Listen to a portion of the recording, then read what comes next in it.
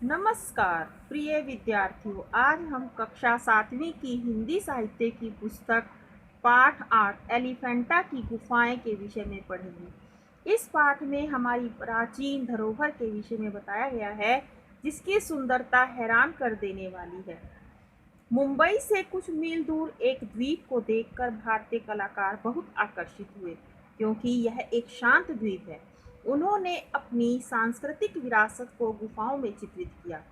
सदियां गुजरती गई, लेकिन ये आज भी भारत के अतीत को याद करा रही हैं और कह रही हैं, यह है भारत, जहां अलग अलग धर्मों के अनुयायियों ने उनके दिव्य रूप को शिलाओं पर उतारा है। सभी यह संदेश दे रहे हैं कि एकमात्र ईश्वर सत्य है, यह सारा संसार झूठा है। एलिफेंटा द्वीप पर उतरने के बाद इन गुफाओं तक जाने के लिए 1 किलोमीटर पैदल चलना पड़ता है। एलिफेंटा का अर्थ है हाथी। इन गुफाओं के दरवाजों पर अनेक विशाल हाथी चट्टानों को खोदकर बनाए गए थे। अब इन्हें अजायब घर में रख दिया गया है। ये गुफाएं उनके भीतर स्थित मंदिर ईसा पूर्व 18वीं शताब्दी के हैं। इन गुफाओं में जाने के लिए अनुमति पत्र लेना पड़ता है। ये गुफाएं बहुत विशाल पत्थर को काटकर बनाई गई हैं, जिसकी एक ही छत है और आने जाने के बहुत से रास्ते हैं। इनके अंदर चट्टानों पर बड़ी बड़ी कलापूर्ण मूर्तियां खुदी हैं। शिव पार्वती विवाह के समय की जोड़ी दिखाई गई है। ये मूर्तियां 4 से 5 मीटर ऊंची हैं। गुफाओं को संभालने के लिए बहुत से खंभे पहाड़ों से लगे हैं। इन गुफाओं में शंकर जी के विभिन्न रूपों को दर्शाया गया है, जैसे उनकी 3 सिरों वाली मूर्ति है। गुफा मंदिर में एक स्थान पर गंगा के पृथ्वी पर आने का दृश्य दिखाया गया है।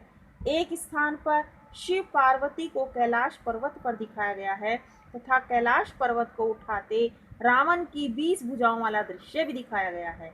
यहाँ पर शंकर समाधि का पवित्र स्थान है, जहाँ पर भगवान शिव ने कुछ समय तक तपस्या की थी। बड़ी सी चट्टान के नीचे पानी का 6 मीटर लंबा व 3 मीटर चौड़ा कुंड है। लोगों का विश्वास है यह पहाड़ी झील गंगा जी की ही एक शाखा है। यह एक पहाड़ी टापू है जो समुद्र से घिरा हुआ है। पहाड़ पर खड़े होकर जब हम देखते हैं तो यहाँ का दृश्य मन को मोह लेता है। नारियल के बड़े बड़े वृक्ष व हरी भरी लताएं हैं। आसपास बहुत सी छोटी बड़ी गुफाएं हैं। इनमें 100 आदमी भी एक साथ चले जाएं तो धूप व बारिश से उनकी रक्षा हो सकती है। एलिफेंटा के चारों ओर पक्की सड़कें हैं। लोग चारों ओर घूमकर वहीं आ जाते हैं जहां से चले थे। यहाँ अपार शांति है। अकेले आदमी का भी मन यहाँ लग जाता है।